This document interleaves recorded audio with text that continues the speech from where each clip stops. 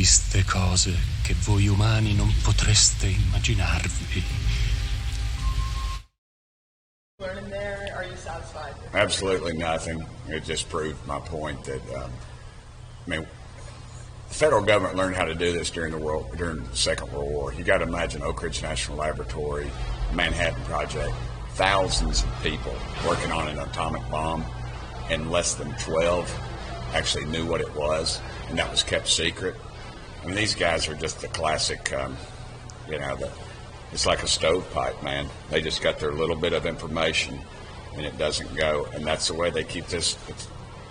You can say it's disinformation, you can say whatever, but, if I got to hear one more time, I don't know what I don't know, and it's another layer of the onion, and we threw another layer, and we know where not to go, and it's with these cans. But it's clear to me, these guys are telling the truth. As I've said many times, most of these folks are patriotic Americans. They're doing their job, but the confines of their job limit them on what they can say to us, because they just don't know. They got to go, and the way they do it is they keep you in so limited that they could go swear under oath and they could take a lie detector test, and they're telling the truth as they know it. Nothing new. Nothing new. So I think that with what we're doing, we have a new speaker now. We're working on getting our select committee, and I'm very hopeful about that. But frankly, it doesn't seem like it's anything other than what we were told. And the fact is that Congress should have oversight and the ability to look into and have access to these programs. And the fact is that we're being told that we don't have access to these programs, which defeats the purpose of what we're supposed to be doing.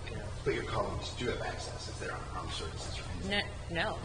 Oh, really? No members. Well, they didn't tell us. They didn't tell us who. They wouldn't answer that.